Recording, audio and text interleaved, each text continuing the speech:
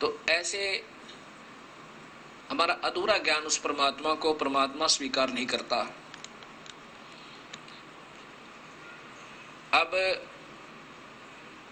वो भक्तात्मा जो राधा स्वामी से उपदेश लिए हुए है, असमंजस में है।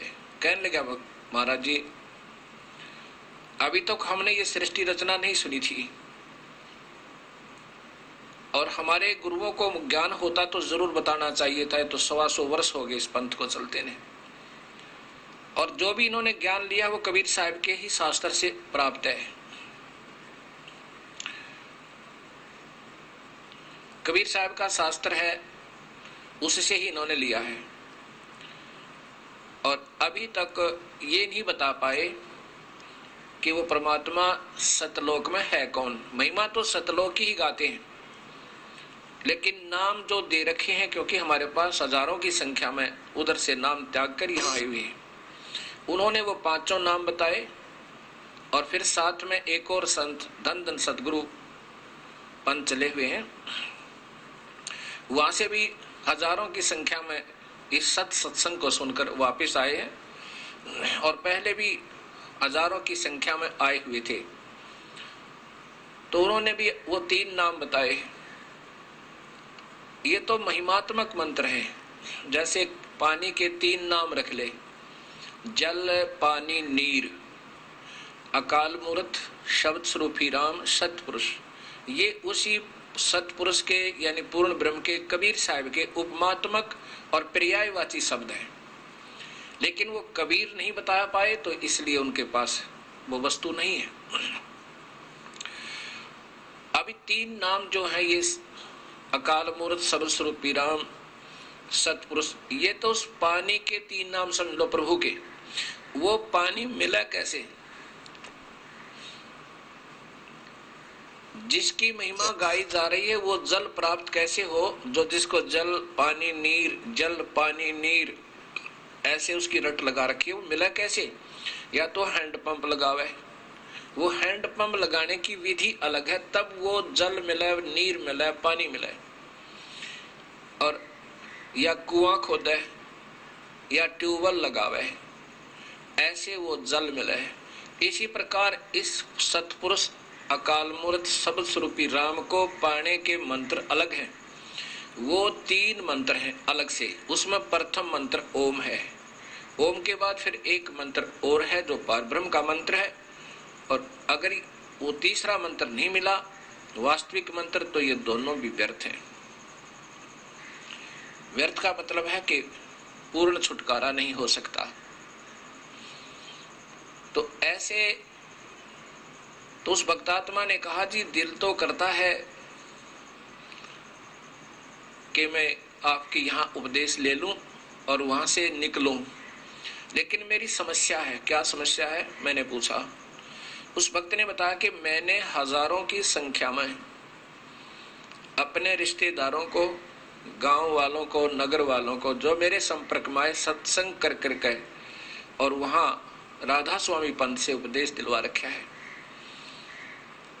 अब मैं इधर आऊं तो वो मुझे धिक्कारेंगे कि हमें पहले तो तू यहां आ गया था, अब वहां चला गया।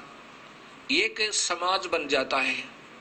आप ये भी एक बाधा है इस भक्ति मार्ग में। हमने अपना फैसला स्वयं लेना होता है, और जब बात समझ में आ जाती है फिर देर नहीं करे। तो मैंने कहा कि उनको भी समझाओ और ये सत्य ज्ञान बताओ। समझाने से ही ज्ञान होता है। 1 बार 2 बार 3 बार 10 बार।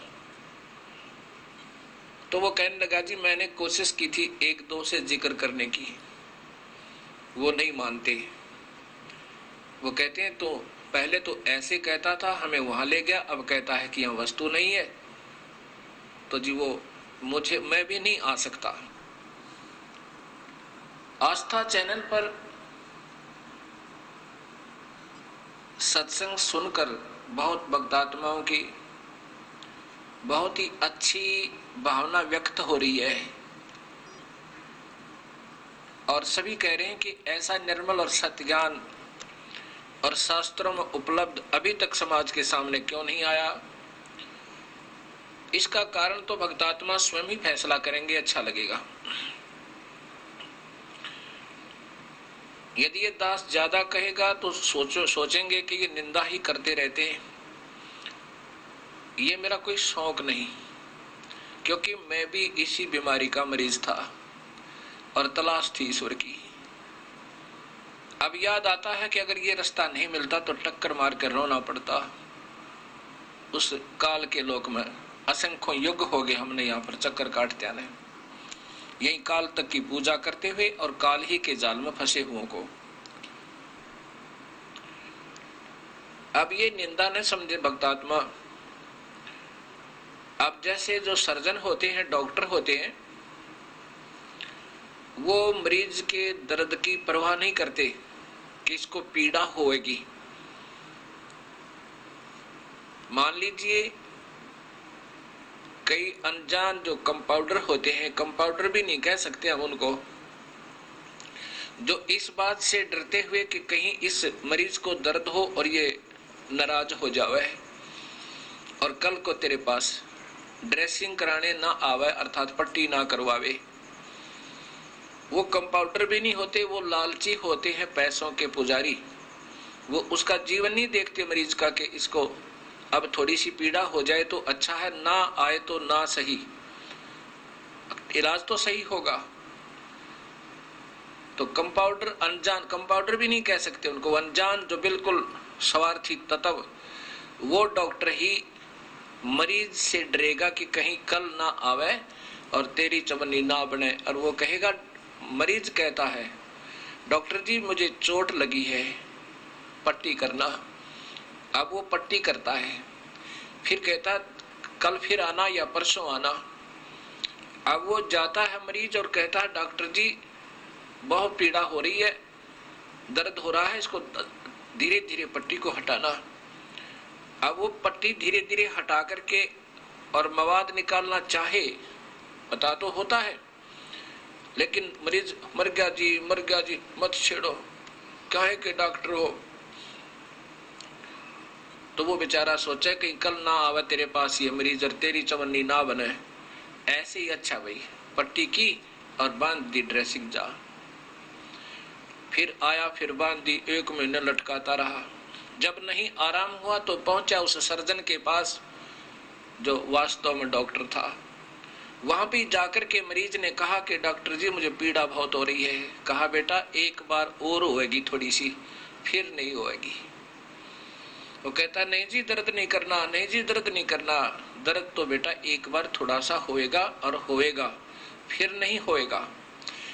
उखाड़ के उस पट्टी को और दबा के ऐसे धीरे धीरे उसका निकाल का मवाद और फिर बांध का पट्टी भरकर दवाई जख्म के अंदर और कहता बेटा परसों फिर आना।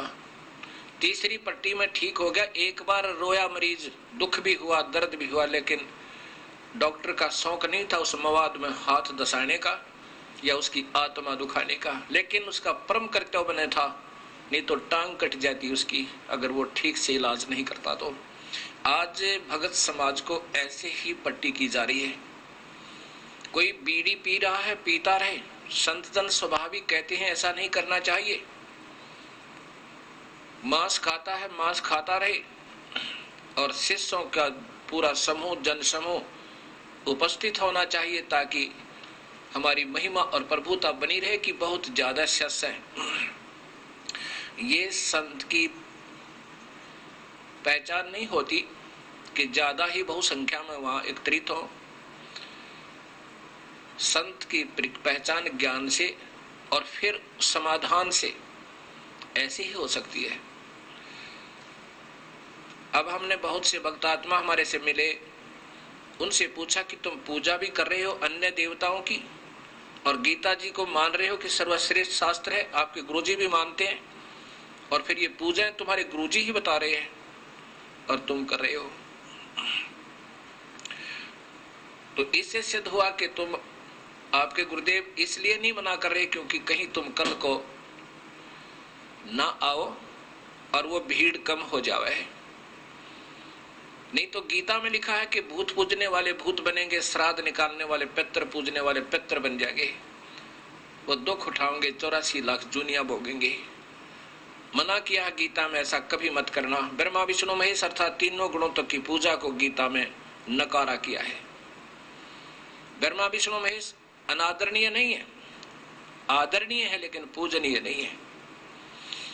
जैसे वृक्ष की जड़ की पूजा की जाएगी, अक्षर पुरुष एक पेड़ है, निरंजन वा की डार और तीनों देवा शाखा है, ये पात रूप संसार। शाखा को नहीं बीजा जाता, शाखा को मिट्टी में नहीं दबाया जाता, मिट्टी में जड़ दबाई जाती है और जड़ में ही पानी डाला जाता है, खाद डाला जाता है, अर्थात पूजा की जाती है। उससे फिर टहनियां प्रफुल्लित होकर के उसमें फल लगते हैं। ऐसे ही मूल परमात्मा कबीर साहब की पूजा करके हम इन ब्रह्मा विष्णु महेश से लाभ लेंगे।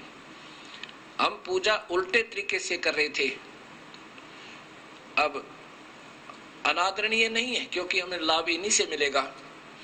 कब मिलेगा? जब हम पूर्ण परमात्मा कबीर साहब की पूजा करेंगे, पूरे संत का नाम लेकर। ऐसे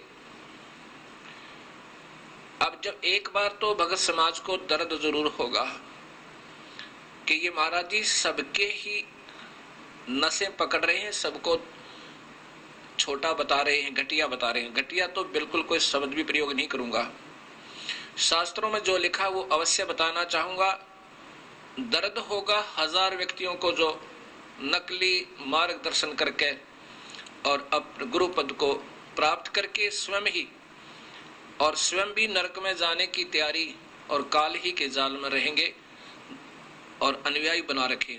दुख तो होगा उनको 1000 को और कल्याण होगा करोड़ों का। इसलिए ये दास का शौक नहीं, मजबूरी बन गई, क्योंकि मैं इस मार्ग का सर्जन बन गया। मेरे गुरुदेव की कृपा से अपने कबीर परमात्मा की रजात है। अब मैं गलत नहीं बोल सकता, जो शास्त्रों में लिखा है वो प्रमाणित है। शास्त्र केवल वेद और गीता, ये तो ब्रह्म तक की साधना का है कि प्रमाणित ग्रंथ है, ये संविधान है। इससे अलग कोई संत नाम देता है, कोई मंत्र देता है, ओम नाम से अलग कोई मंत्र देता है, वो मंत्र नहीं है। चाहे वो ओम भागवते वासुदेव नमः है, चाहे वो ओम नमः शिवाय है, चाहे वो कोई भी दे रहा है, केवल ओम मंत्र ब्रह्म साधना का सर्वोत्तम मंत्र है। इसके बाद परब्रह्म की साधना का एक और मंत्र है। ये दोनों ही मंत्र मिलके सत्य नाम बनता है और उनसे ऊपर एक मंत्र पूर्ण ब्रह्म की प्राप्ति का है। ये मंत्र यहां से छुटकारा पाने के हैं, इनके ऋण उतारने के हैं। और पूर्ण परमात्मा का मंत्र फिर वो सारनाम बन जाएगा, 3 मंत्र का बनकर, वो उससे जीव का छुटकारा होगा। अब मेरा शौक नहीं उस डॉक्टर की तरह जैसे मैं मवाद में हाथ डालूं। अब सबके बारे में ये बता रहा हूं कि ये पूजाएं वो बता रहे हैं, ये पूजाएं वो संत बता रहे हैं, ये मेरा शौक नहीं। लेकिन जब तक तुलना नहीं होगी तब तक समाज समझ नहीं सकता। इसलिए ये मेरी मजबूरी समझो और कोई मुझे लालच नहीं। अगर ये संतों के पास मार्ग सही होता तो ये दास नहीं कोशिश करता। मैं तो अपना बाल बच्चेदार व्यक्ति था और अपनी सर्विस किया करता था। जूनियर इंजीनियर की मेरी पोस्ट थी। गुरुदेव ने आशीर्वाद दिया, भाई उपदेश दिया करो। ना जाने इस दास में 2 करोड़ के जीव में उस परमेश्वर तुल मेरे गुरुदेव ने क्या सोचा, क्या पाया, क्या देखा, ये वो ही जाने। ये भी हो सकता है गुरु मेहर करे तो काग से हंस बना दे, हम कौवे से हंस बना दिए उन्होंने। और आज भी उन्हीं की रजा चल रही है। तो ये आदेश दे दिया उपदेश देने का। उपदेश देना कोई बच्चों का खेल नहीं है। ये एक जीव के जीवन के साथ सौदा खिलवाड़ करना है। अगर अधिकारी संत नहीं है और काल के जाल से ये 3 पूरे मंत्र देकर पार नहीं कर सकता, वो स्वयं दोषी है। वो परमात्मा का दोषी है, उस पूर्ण ब्रह्म का इन जीवों को गुमराह कर रहा है। यहाँ एक भक्त कहता है जी ऐसा तो नहीं, ये संत भी कुछ तो मार्गदर्शन कर ही रहे हैं, भक्ति भाव तो पैदा कर ही रहे हैं। अब ये भक्तात्माओं की अपनी अपनी सोच है, क्योंकि भक्त तो भक्ति के भाव से ही बोला करते हैं और इतनी ही सोच होती है उनकी, वो ज्यादा बहस नहीं किया करते। अब मैंने उससे कहा बोली आत्मा एक बात बता, आपके अंदर प्रभु की कसक तो पहले ही थी, आप तलाश कर रही थी। अब आप दिल्ली रेलवे स्टेशन पर खड़े हो, आपने जाना है कलकत्ता और टिकट भी बुक करा रखी है, टिकट आपके पास है। आपने किसी व्यक्ति से पूछा कि मैंने कलकत्ता वाली गाड़ी में बैठना, वो कौन से प्लेटफार्म पर लगेगी? उसने कह दिया कि सामने कलकत्ते वाली गाड़ी खड़ी है। आप निश्चिंत होकर क्या करोगे, उसमें बैठ गए। गाड़ी रवाना हुई और जब जा लिए श्रीनगर के पास, तब किसी ने आपसे पूछा कि कहाँ जा रहे हो आप कह रहे हो कि मैं तो कलकत्ता जा रहा हूं। तो उन्होंने कहा कलकत्ता कहां से आए हो? कि दिल्ली से बैठा था गाड़ी में, ये तो कलकत्ता वाली ट्रेन नहीं है। नहीं कलकत्ता जा रही है, टिकट ले रखा मैंने। अरे नादान, ये तो श्रीनगर जा रही है। एक से विश्वास नहीं हुआ, दूसरे से पूछा, तीसरे से पूछा, तब यकीन हुआ कि तू गलत गाड़ी में बैठ गया। तो यहाँ वो भक्त कह रहा था कि संत तो सभी आदरणीय ही हैं, कुछ तो मार्गदर्शन किया ही है, उनका भी सत्कार चाहिए। अब आप बताओ, जिस मार्गदर्शक ने आपको कलकत्ता वाली ट्रेन की अपेक्षा और श्रीनगर वाली गाड़ी का इशारा कर दिया कि ये सामने खड़ी, इसमें बैठ जा, और आपको फिर वो मिल जाए, आपको क्या, उससे आप क्या प्यार करोगे? आप स्वयं सोच लेना। उसको सत्कार करोगे, कुछ तो मार्गदर्शन किया। इससे अच्छा तो ना करता, तो चुप खड़ा रहता और कह देता मुझे नहीं मालूम। तो आप वो एक से दूसरे से पूछते, तीसरे से पूछते, और फिर पूछ करके सही ठिकानी सही ठीक ट्रेन में बैठ जाते हैं। ऐसे ये संत जिन्होंने अभी तक ये नहीं बताया ब्रह्मा विष्णु महेश की माता कौन है, इनके पिता कौन है, और ये महिमा गा रहे, इनको अजर और अमर बता के, और ये स्वयं देवी भागवत आपने देखा था, अब फिर दिखा देता हूं। ये स्वयं स्वीकार कर रहे हैं कि हम तो जन्म और मरण के अंदर हैं, हम अजर अमर नहीं है, और इनको अजर अमर बता करके इन्हीं पर आश्रित किए हुए ये तीनों काल के पुत्र हैं। तो उन्होंने क्या मार्गदर्शन किया आपको? उस ट्रेन में बैठाने वाले की तरह कर दिया।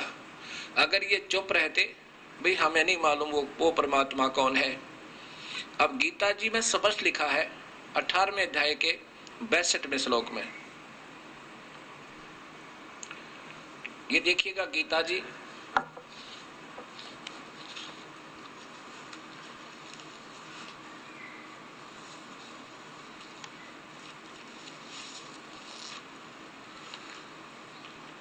गीता प्रेस गोरखपुर से प्रकाशित 18वें अध्याय का 62वां श्लोक देखिए। अध्याय नंबर 18 और इसमें 62वें श्लोक में लिखा है कि भगवान कह रहे हैं कि उस परमात्मा की शरण में जा अर्जुन। ये 62वां श्लोक है। हे भारत, सब प्रकार से उस परमेश्वर की शरण में जा, उस परमात्मा की कृपा से ही तू परम शांति को और सनातन परम धाम को प्राप्त होगा। देखो यहां संस्कार देखिएगा, शाश्वतम शाश्वतम स्थानम। शाश्वतम का अर्थ होता है अविनाशी, स्थान माने धाम, ये धाम सतलोक, धाम कहो लोक को, शाश्वत माने सत्य और स्थान माने लोक, धाम, सतलोक को प्राप्त होगा। वो परमात्मा है कौन, इनको मालूम नहीं। अब फिर देखिएगा ये देवी भागवत महापुराण श्री गीता प्रेस गोरखपुर से प्रकाशित, इसी में आप वही फिर देखेंगे कि ब्रह्मा विष्णु महेश स्वयं कह रहे हैं कि हम तो जन्म मरण के अंदर है मां, हम अविनाशी नहीं है। गीता प्रेस गोरखपुर से प्रकाशित। और इसके तीसरे स्कंद में, जैसा कि कल आपने पहले भी दिखाया था मैंने, अब फिर जरूरी होगा, क्योंकि ये सत्संग धीरे धीरे चल रहा होता है, कोई कभी देख रहा होता है, कभी कोई सुन रहा होता है। ये देखिएगा तीसरा स्कंद। अब यहां देखिएगा कि विष्णु जी कह रहे हैं प्रकृति देवी माता को, तुम शुद्ध स्वरूपा हो, यह संसार तुम्हारे ही से, तुम ही से उद्भासित हो रहा है। मैं विष्णु और ब्रह्मा और शंकर, मैं ब्रह्मा और शंकर, हम सभी तुम्हारी कृपा से विद्यमान हैं, अर्थात हम आपके बच्चे हैं। हमारा आविर्भाव और तिरोभाव हुआ करता है। आविर्भाव का मतलब है जन्म, और तिरोभाव माने मृत्यु, और केवल तुम ही नित्य हो, अविनाशी हो। प्रकृति, हे जगत जननी हो, तुम प्रकृति हो, सनाती देवी, सनातन देवी हो। ये भी देख लो, ये प्रकृति यही शेरा वाली 8 भुजा वाली शक्ति है। इसी में, इसी के अंदर देवी भागवत में आप पढ़ रहे हैं, ये ऊपर देखिए 123 पृष्ठ है, वो 123 पर ही आप पढ़ाइए, दूसरा साथ में, ये यही था साथ में। इसके ऊपर 2 पार्ट है। इस 123 पृष्ठ पे तीसरे संगंध में भगवान शंकर बोले, देवी यदि महाभाग विष्णु तुम्ही से प्रकट हुए हैं, तो उनके बाद उत्पन्न होने वाले ब्रह्मा भी तुम्हारे बालक हुए। फिर मैं तमोगणी लीला करने वाला शंकर क्या तुम्हारी संतान नहीं हुआ? अर्थात मुझे भी उत्पन्न करने वाली तुम ही हो। इस प्रकृति से ब्रह्मा, विष्णु और शिव तीनों का जन्म हुआ। ये प्रकृति देवी है, भी कहलाती है, अष्टंगी भी कहलाती है। अब ये संस्कृत सहित देवी भागवत महापुराण फिर देखिएगा, ये संस्कृत सहित देवी भागवतम महापुराण,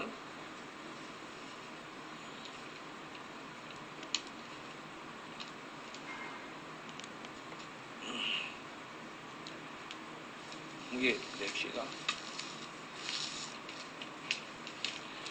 इनका प्रकाशक है श्री अथ श्री देवी भागवतम भाषा सटीकम भाषा महात्म स महात्म, खेमराज श्री कृष्णदास वेंकटेश प्रकाशन बम्बई, यहाँ से प्रकाशित है। और इसी में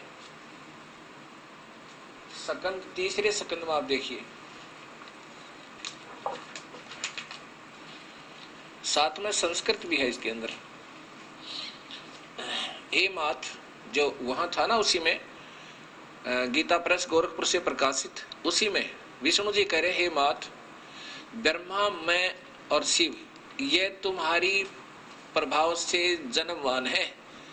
हम तो आपसे जन्मवान हैं, हम तो जन्म और मृत्यु में हैं, हमारा जन्म होता है, नित्य नहीं है, अविनाशी नहीं है। नित्य माने अविनाशी। फिर इंद्रादि दूसरे देवता नित्य किस प्रकार हो सकते हैं हे माता? अब यहां देखिए नीचे, तुम ही प्राण प्रकृति रूप नित्य हो। बस ये मैं बताना चाहता कि तुम ही प्रकृति हो। अब आगे देखिए, इसी में, इसी तीसरे सकंद के अंदर ही लगातार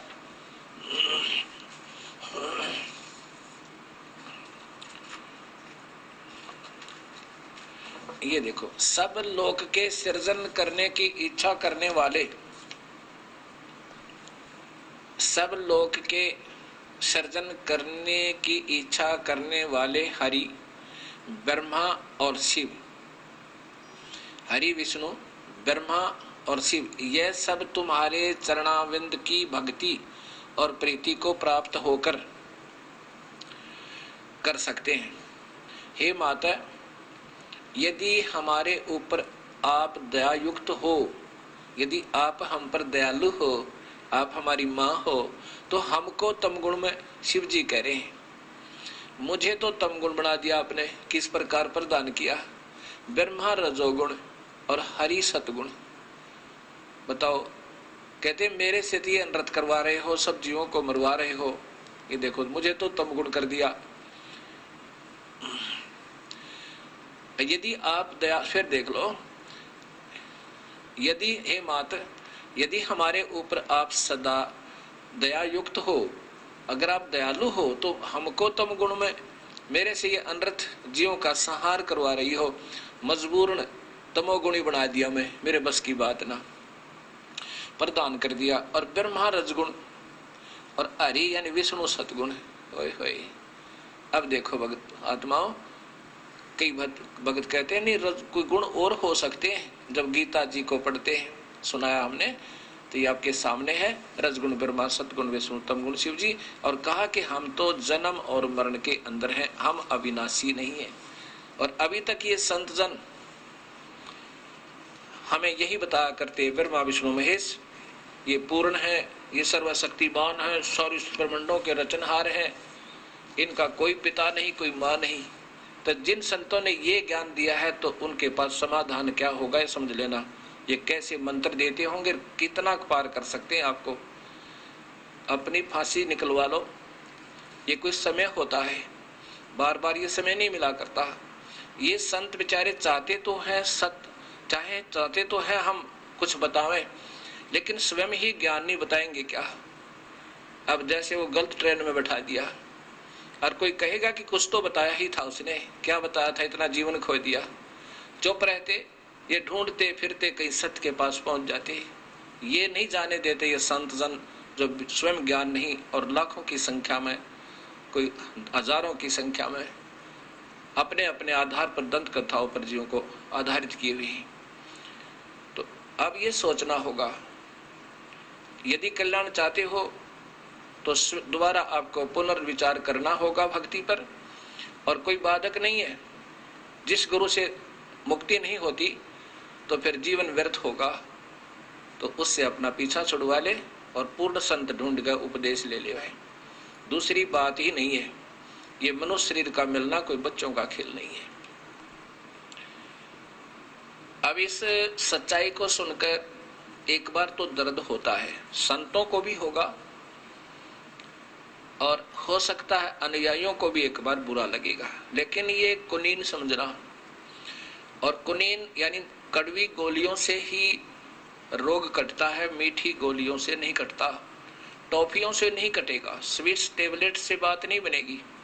ये तो कड़वी कड़वी सत्य सुनना होगा, समाज को भी और संतों को भी। ये नहीं मैं कह रहा ये कबीर पंथ में भी मार्ग नहीं है,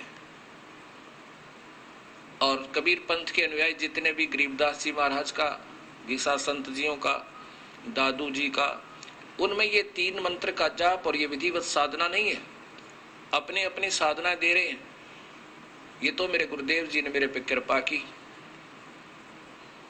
ना जाने इस अनमोल भंडार को कहां छुपाए हुए थे। 116 वर्ष की आयु हो चुकी थी जब उन्होंने यहाँ से अपना सतलोक गमन किया, और ये दास उनसे केवल 7-8 वर्ष सतलोक जाने से पहले सन 1988 में इस दास ने नाम लिया था। 17 फरवरी 1988, और 1994 में इस दास के ऊपर वजन रख दिया, नाम देने का आदेश दे दिया, जबकि लाखों शिष्य थे उनके, किसी से नहीं दिया उनको नाम देने का आदेश। और सन 1997 में 26 जनवरी 1997 में सतलोक चले गए। नाम देने का आदेश देकर 3 वर्ष फिर लगभग इस दास के साथ रहे, 94, 95 और 96। और जब देख लिया कि हजारों की संख्या में शिष्य बन गए हैं, और उन्होंने कह दिया था उन प्रेजेंट उस समय के जितने भी शिष्य गुरुदेव के थे, मेरे गुरु भाई बहन थे, उन सब से कहा था, कम से कम सैकड़ों की संख्या में वहां उपस्थित भक्तात्मा थी, कि आज के बाद ये तुम्हारा सबका गुरु होगा, और जो इसको नहीं मानेगा तो वो मेरा नहीं होगा। और मुझे कहा था कि मैं तेरे साथ रहूंगा।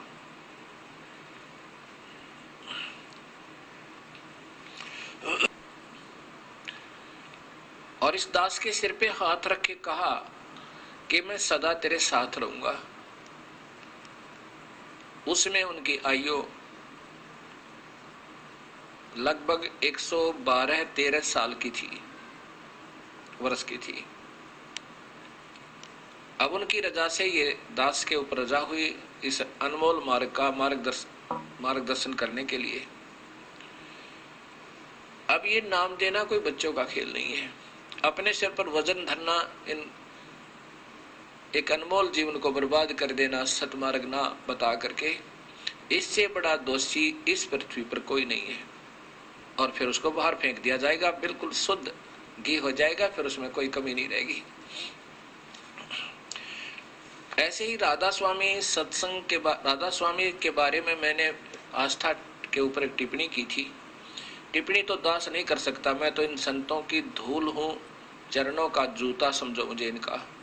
लेकिन मैं भी प्यासा था और कुएं पर जाते थे, वहां पानी नहीं मिल रहा था क्योंकि प्यास बुझ नहीं रही थी, आत्मा तसल्ली नहीं पा रही थी। इसलिए जब हमें पानी मिला और पिया, पता चला कि ये तो वास्तव में बात तो कहीं और है, तब ये थोड़ा सा कहना मजबूरी बन गई मेरी। तो मैं केवल शास्त्रों के आधार पर, प्रमाणित ग्रंथों के आधार पर ही बताता हूं जो उन संतों और पंथों के अंदर प्रचलित है। तो मैंने उनको जब दिखाया था कि राधा स्वामी पंथ उस परम संत का चलाया हुआ नहीं है जिसको ये मुखिया माना जाता है, श्री शिवदयाल जी। इन्होंने स्वयं कहा है कि ये राधा स्वामी पंथ मेरा नहीं है, मेरा पंथ तो अनामी और सतनाम का है। तो फिर ये राधा स्वामी पंथ तो चलना ही नहीं चाहिए था। जब कुल मालिक इस पंथ का कह रहा है कि मेरा पंथ नहीं है, तो यही सोच लेना, इससे आगे बाद में चलना चाहिए समाज को। तब एक भक्त राधा स्वामी पंथ से उपदेशी इस दास को मिला और मुझे ये पुस्तक दिखाई। कहने लगे जी आपने जो पुस्तक दिखाई है और वही श्री सोंधी जी की लिखी हुई सार वचन राधा स्वामी सत्संग व्यास, ये मेरे पास है, इसमें तो कहीं नहीं पाई वो जो आपने दिखाई थी। क्या दिखाई थी कि ये देखो, सार वचन राधा स्वामी परम पुरुष पूर्ण धनी स्वामी जी महाराज के जबाने मुबारक से फरमाया। शिवदयाल जी ने जिनको इस राधा स्वामी धर्म का, यानी धर्म तो नहीं पंथ का प्रवर्तक माना जाता है, उसके मुख से राधा स्वामी सत्संग व्यास से निकले हुए वचन है। उन्होंने अपना बताया कि मैं बचपन से ही, महाराज जी अपने ऐसे 17 वर्ष तक सुरत शब्द अभ्यास किया, योग अभ्यास किया और सन 1861 में सत्संग वसंत पंचमी के दिन खुले तौर पर आम सत्संग तुरंत शब्द योग का उपदेश शुरू कर दिया। उसके बाद यहां देखिएगा, उन्होंने अपने मुख से ये कहा, ये हैं हजूर स्वामी जी महाराज, ये हैं आदरणीय परम आदरणीय हजूर जी महाराज शिवदयाल जी महाराज। ये देखिएगा, राधा स्वामी दयाल की दया, राधा स्वामी सहाय। जबकि ये कहते हैं राधा स्वामी तो मेरा पंथ ही नहीं है, ये तो बाद में लिखा है इन्होंने अपने हिसाब से। कहा है वचन दो स्वामी जी महाराज की आखिरी रोज बिस्तर अंतर ध्यान होने के वास्ते हिदायत साधुओं सत्संगियों और सत्संगियों के खास जुबान मुबारक से फरमाया। स्वयं उन्होंने अपने जबान से कहा। 15 जून सन 1878 ईस्वी 1878 मुताबिक आषाढ़ वदी 1 पड़ुआ संवत 1935 बी रोज शनिचर वक्त असलू सुबह। अब यहाँ इन्होंने क्या बताया है कि जो मैं बताना चाहता हूं आपको, वचन नंबर 5 में फिर स्वामी जी महाराज ने राय साहेब सालग्राम और कुल साधुओं सत्संगियों व सत्संगियों की तरफ मुतवज्ज होकर फरमाया कि जैसा मुझको समझते हो वैसा ही अब राधा जी को, ये देखना, ये राधा जी स्वामी जी की धर्म पत्नी थी, उनका नाम नारायणी देवी था, को समझना और राधा जी और छोटी माता जी को भी बराबर जानना। अब देख लेना, ये राधा तो इनकी पत्नी थी और ये राधा स्वामी यानी इनके पति हुए। बाद में साल्यग्राम जी ने अलग से ये राधा स्वामी पंथ बना दिया इनकी मर्जी के खिलाफ, क्योंकि ये तो कह रहे हैं कि मेरा तो राधा स्वामी पंथ था ही नहीं। और साल्यग्राम जी उस नारायणी देवी माता को, जो शिवदयाल जी की परम आदरणीय शिवदयाल जी की धर्मपत्नी थी, उनको राधा कहा करते थे और इनको श्री कृष्ण माना करते थे। इसलिए राधा स्वामी कहने लगे शिवदयाल जी को कि राधा का पति, स्वामी माने पति, मालिक, खशम, ये शब्द का अर्थ होता है। तो राधा व नारायणी देवी को राधा कहने लगे और स्वामी जी को स्वामी, उनका पति राधा स्वामी यानी शिवदयाल जी को राधा स्वामी स्वयं कहा करते थे। अब वो राधा उनकी पत्नी थी। साल्यग्राम जी ने आगे चलकर उनके ना चाहते हुए राधा स्वामी पंथ आरंभ कर दिया, नाम बदल दिए, क्योंकि ये स्वयं कह रहे हैं कि मेरा तो सतनाम और अनामी तक का मार्ग है, ये साल्यग्राम ने चला है, ये राधा स्वामी पंथ। अब कोई कहे कि मैंने तो बगीचा बीज रखा आम का और ये बबूल बीज दी दूसरे ने, बीज ही रहेगा पर बबूल का तो लाभ होगा, आम का नहीं होगा। इस बात को जो मैंने पहले भी चैनल आस्था टीवी पर दिया था, तो सुनकर ये भक्त बड़ा विनम्र भाव से आया कि देखो जी ऐसा है, ठीक है, इसमें तो कोई शक है नहीं कि आपने वो पुस्तक दिखाई, अवश्य ही होगी, पर मेरे पास नहीं है, मैं भी बहुत वर्षों से राधा स्वामी पंथ से हूं और मैंने ये पुस्तक ले रखी है, इसमें नहीं पाया मुझे। वही है जो कि तुम आप बता रहे हो और वही इसका प्रकाशक है ML सौंधी, SL सौंधी, ये देखो वही सेक्रेटरी है।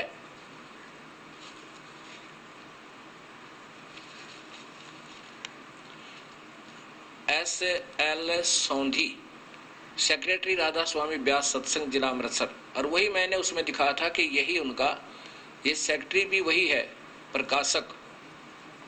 तो ये भिन्नता कैसे, ये भी बताऊंगा भिन्नता कैसे है।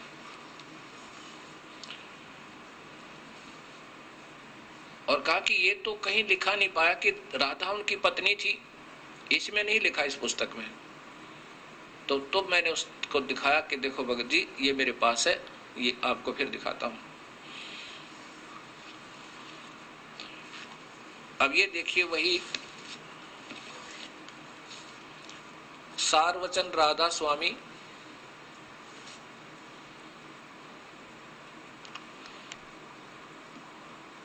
श्री हजूर स्वामी महाराज, राधा स्वामी सत्संग व्यास, और इसके भी प्रकाशक वही ML सौंधी, SL सौंधी ही है।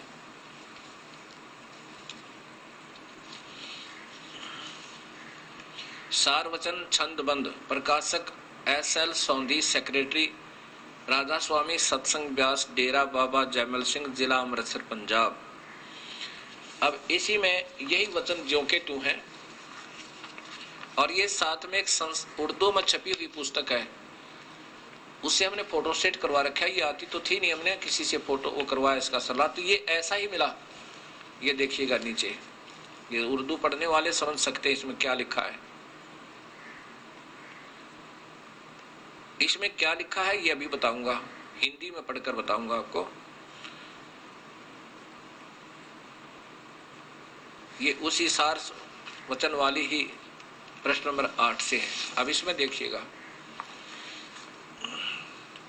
इसमें देखिएगा भक्त समाज, ये सार वचन, वचन आखिरी, ये जो पुस्तक मैं आपको दिखा रहा हूं अब उसके अंदर पढ़िए।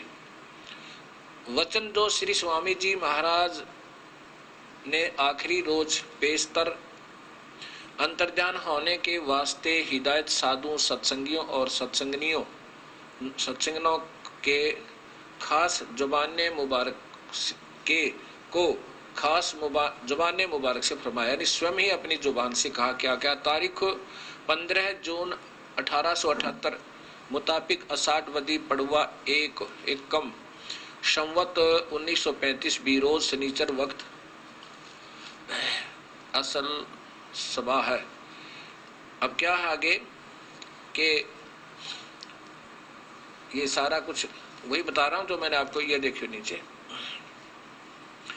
वक्त 8 बजे सुबह श्री स्वामी जी महाराज ने फरमाया कि अब चलने की तैयारी है। इसके बाद महाराज जी ने सूरज चढ़ाई और सब भास खींच लिया। सिर्फ सफेद डेले आंखों के नजर पड़ते थे और बदन कांपने लगा। नाखून हाथों व पैरों के पीले हो गए थे। फिर पाव घंटे बाद सूरज उतरी और उस वक्त यह फरमाया कि अब मौज फिर गई, अभी देर है। तब सेठ प्रताप सिंह ने पूछा कब की मौज है? उस पर फरमाया कि बाद दोपहर के। अब यहाँ बताओ, बाद दोपहर सब इकट्ठे हो गए। ये पांचवा, फिर देखो वही सार्वचन पांचवा। फिर स्वामी जी महाराज ने राय साहिब सालग्राम और कुल साधुओं व सत्संगियों व सत्संगनों की तरफ मुतवज्ज होकर फरमाया कि जैसे मुझको समझते हो ऐसे ही अब राधा जी को समझना और राधा जी और छोटी माता जी को बराबर जानना। अब सब कह रहे हैं कि राधा जी कोई स्त्री है और जो इनकी अपनी पत्नी है। छोटी माता जिसे कहते वो इनके हजूर साहब की भाई की पत्नी। ये इसके नीचे टिप्पणी इन्हों की दी हुई है कि असली नाम माता जी का माता नारायण देवी जी था, लेकिन चूंकि सेठ प्रताप सिंह जी साहब जिन्होंने ये वचन लिखे हैं उनको राधा जी के नाम से पुकारते थे, इस वास्ते यहाँ राधा जी दर्ज है। अब देख लो, छोटी माता जी के मुराद सेठ वृंदावन जी साहेब जी के हजूर स्वामी जी महाराज के मंझले भाई थे की सुपत्नी से है। अब ये सिद्ध हो गया कि ये नारायणी देवी को राधा कहा करता था कौन? सेठ प्रताप सिंह। इसलिए राधा स्वामी इस शिवदयाल जी को कहने लगे। वही सार्वचन वचन नंबर 6। फिर राधा जी महाराज को हुक्म दिया, किसने? स्वामी जी ने दिया कि शिब्बो और बुक्की और विष्णु को पीटने देना। राधा जी को महाराज जी ने हुक्म दिया। राधा जी महाराज को किसने दिया? स्वामी जी ने, कि इन तीनों को भी पीठ मत देना, शिब्बो, बुक्की और विष्णु को। अब यहाँ देखना 8वें में क्या लिखा है।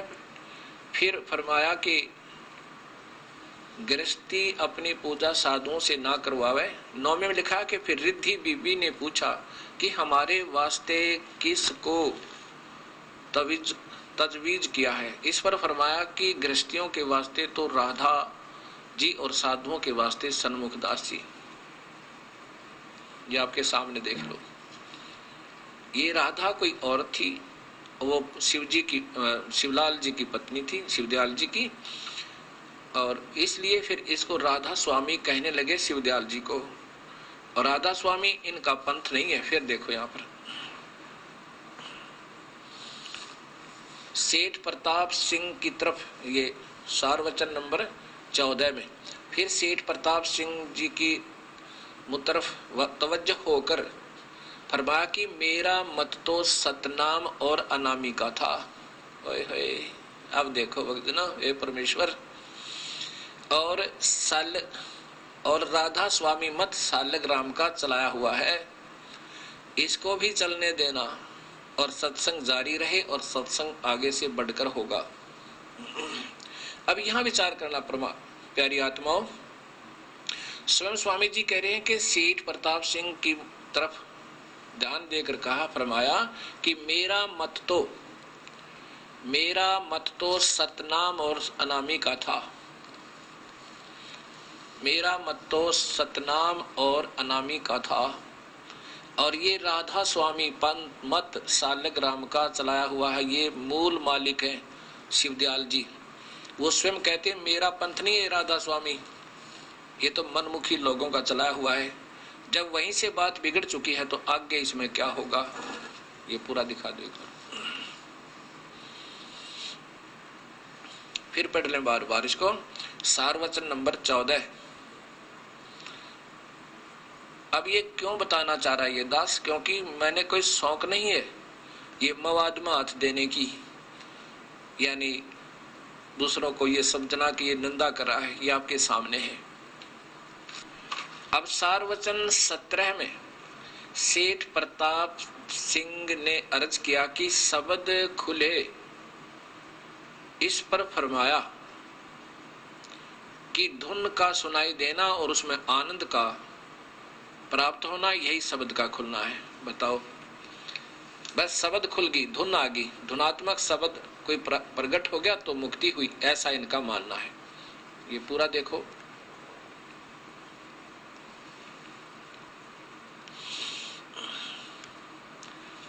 सेठ प्रताप सिंह ने अर्ज किया कि शब्द खुले, इस पर फरमाया कि धुन का सुनाई देना और उसमें आनंद प्राप्त होना, यही शब्द का खुलना। अब ये प्रमुख है, मुखिया है, इस पंथ के माने जाते हैं और ये कहते हैं अंदर धुन सुन गई तो मुक्ति है, बस दैट्स ऑल। ये धुन तो बच्चों को भी सुनाई दे रही है और धुन क्या होती है, धुनात्मक शब्द होता अंदर शरीर में। अब ये धुन का सुनाई देना क्या चीज है, अंदर आप कान दबाइए एक बार, आंखें बंद कर लीजिए थोड़ी सी देर, जितना स्वाभाविक हो सांस रोकिए, ज्यादा देर नहीं रोकना।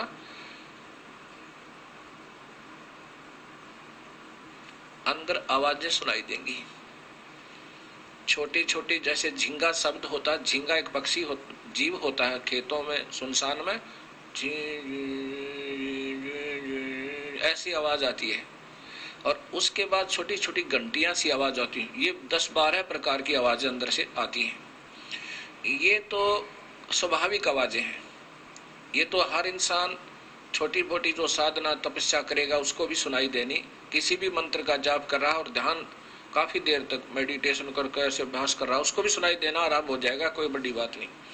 इसके बाद एक धुनात्मक शब्द होता है। धुनात्मक शब्द क्या चीज है, जैसे ढोल और एक डंडा होता है उसके बजाने का, एक ढोल होता है, एक उसको बजाने का बिल्कुल सही हिसाब का बना हुआ डंडा होता है, गोल गोल सा मुड़ा हुआ सा। अब उसको डंडे को उस ढोल पर लगाया जाएगा तो वास्तविक धुन होगी,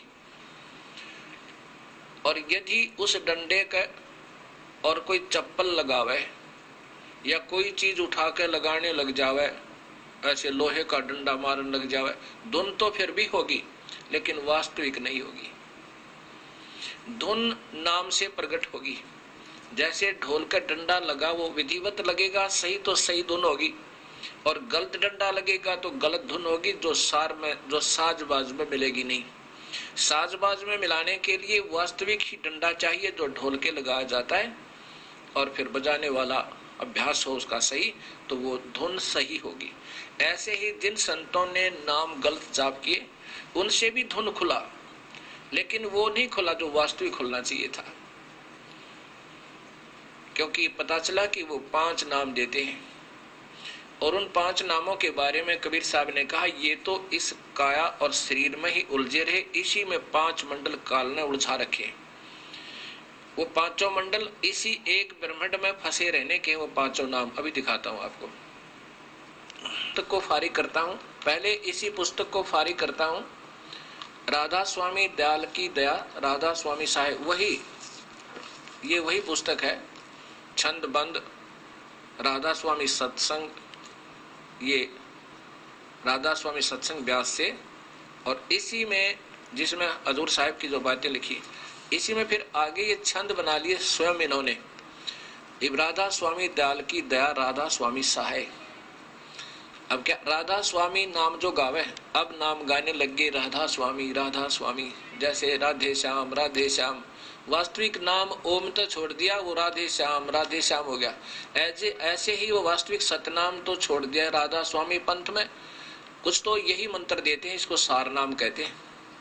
जो मेरे पास हजारों की संख्या भक्त आए, उन्होंने बताया कि ये नाम एक यहाँ हरियाणा में एक संत है, वो यही देता है, बस कहता है ये नामों 5 भी छोड़ दो, अब राधा स्वामी नाम जो गावे सोई तरे, कल कले सब नाश सुख पावे सब दुख हरे।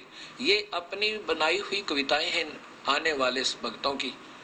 उस पुण्यात्मा शिवदयाल जी का नहीं है ये। कई भक्तात्मा जिन्होंने राधा स्वामी पंथ से आगरा और व्यास से नाम लिए हुए हैं वो हमारे पास आए हुए हैं। उन्होंने दोबारा उपदेश लिया इस दास से। उन्होंने बताया कि ये 5 नाम ये गुप्त रखने को बताया था कि किसी को नहीं बताना। तो मैंने कहा कि वैद्य के पास जावे तो वैद्य को वो दवाई दिखा दे। मैं पहले जो गोलियां खाता था वो वैद्य ही बता सके ये किस बीमारी की है। ये ठीक है तो ठीक है, खाते रहो और ढंग से खाना, उसको सच बताएगा, डॉक्टर गलत नहीं बताता।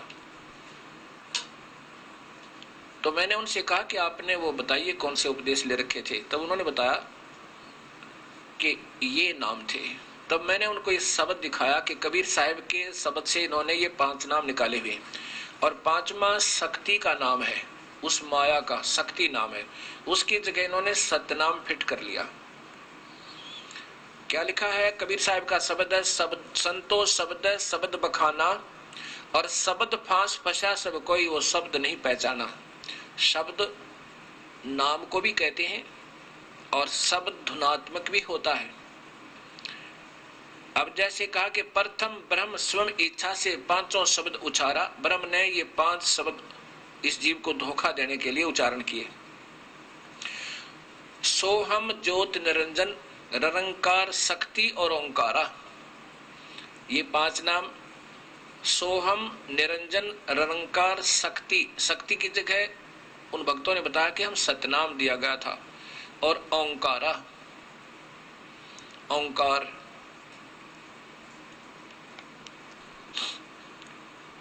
अब क्या बताते हैं कि 5 तत्व प्रकृति तीनों गुण उपजाया, लोक दीप 4 खानी ये 84 लाख बनाया। इस काल ने इस जीव को यूं धोखा दिया।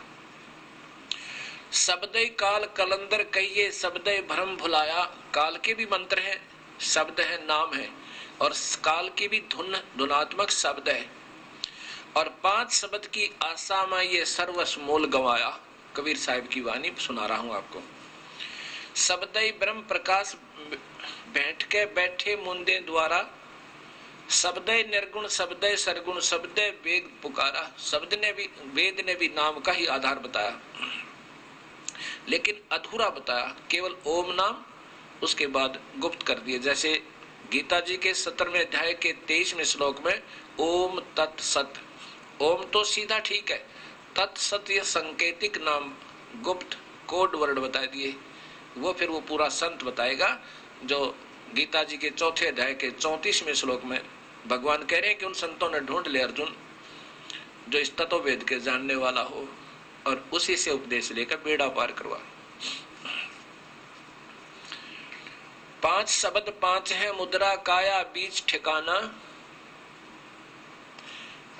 शब्द प्रकाश बैठ के बैठे मुंदे द्वारा, शब्द निर्गुण शब्द सरगुण शब्द वेद पुकारा। सभी नाम नाम शब्द शब्द धुनात्मक कहते फिर रहे, लेकिन सही ज्ञान नहीं हुआ। शुद्ध ब्रह्म काया के भीतर बैठ करे अस्थाना, और ज्ञानी योगी और सिद्ध सभी शब्द में उड़ जाना।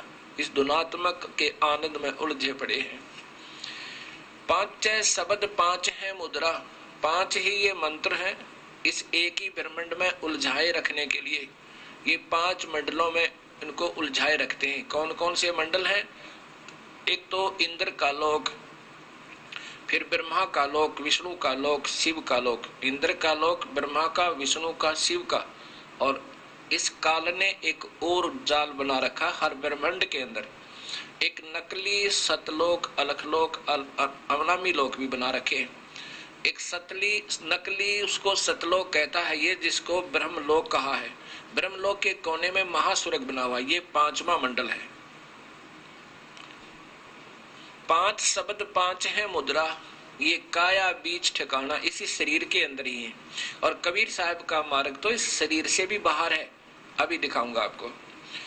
पांचों शब्द पांच हैं मुद्रा, यानी इन पांच नाम का एक एक नाम का अलग से साधना करनी होती है। वो किस किस ने की और उनसे फिर क्या उपलब्धि हुई ये बताया जाएगा।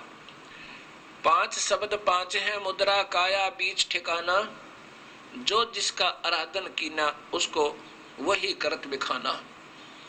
जिस जिसने जिस मंत्र का जाप किया और जिससे उसकी जितनी उपलब्धि हुई उसने उतना ही वर्णन कर दिया। शब्द निरंजन, ये ज्योत निरंजन, शब्द ज्योत निरंजन चांचरी मुद्रा है नैनन के माही, अर्ता को जाने गोरख योगी महातेज तप माही। ये ज्योत निरंजन जाप किया किसने? गोरखनाथ जी ने बहुत घोर तप करके फिर से कुछ उपलब्धि पाई। त्राटक ध्यान लगा के और पाया क्या? सिद्धियां। आकाश में उड़ जाना, मुर्दे तक को जीवित कर दे, इस ज्योत निरंजन नाम के जाप से और काफी वर्षों तक घोर तप करके ये सिद्धियां आ सकती हैं, लेकिन ये व्यर्थ है। शब्द ज्योत निरंजन चांचरी मुद्रा है नैनन के माही, ताको जाने गोरख योगी महातेज तप माही। शब्द ओंकार भूंचरी मुद्रा, ये मुद्राएं आती है शरीर की, जैसे तो खेचरी, ऐसे तालू पर जीभ लगाना और फिर उससे कुछ अमृत रस की क्रिया थोड़ी थोड़ी हो जाए, आनंद सा आने लग जाए। ये आनंद ही काल का जाल है, इससे कोई लाभ नहीं होगा। कोई का तात्पर्य है कि पूर्ण मुक्त नहीं हो सकते। शब्द ओंकार भूंचरी मुद्रा त्रिकुटी है अस्थाना, और व्यास देव ताही पहचाने, व्यास जी ने, और चंद सूर्य ते ही जाना। ओम नाम का जाप, ओंकार ऐसे करके, ओंकार इसका जाप ऐसे होता हूँ, बहुत गौर तप करके कहते। फिर इससे अंदर एक वस्तु दृष्टि गोचर होती है, जो दो दल का कमल प्रकट हो जाता है। सोहम शब्द अगोचरी मुद्रा भंवर गुफा अस्थाना, इस काल ने ऐसा जाल फैला रखा है हर ब्रह्मांड के हर लोक में। एक ब्रह्मांड में जैसे शिवलोक है उसमें भी भंवर गुफा है, विष्णु लोक है उसमें भी भंवर गुफा है, और ब्रह्मा के लोक में भी भंवर गुफा है। और फिर जब उसमें ब्रह्म लोक में प्रवेश करते हैं, महास्वर्ग में जाते हैं, उसमें भी भंवर गुफा है। इंद्र के लोक में जाते हैं उसमें भी भंवर गुफा है। अब जो जहां की साधना करता है वो उसी लोक में जाता है, फिर वो उस भंवर गुफा में प्रवेश करता है। यहाँ लिखा है कि सोहम शब्द अगोचरी मुद्रा भंवर गुफा अस्थाना, सुखदेव मुनि ताही पहचाना सुन अनहद को गाना। अब सोहम शब्द का जाप सुखदेव ऋषि ने किया और कहाँ पहुंचा? स्वर्ग लोक में, विष्णु जी के बैकुंठ में।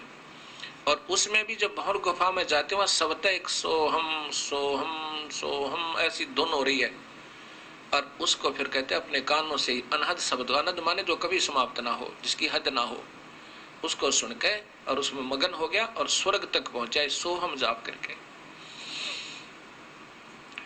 शब्द रंकार खेचरी मुद्रा 10वें द्वार ठिकाना, ब्रह्मा विष्णु आदि लग रंकार पहचाना।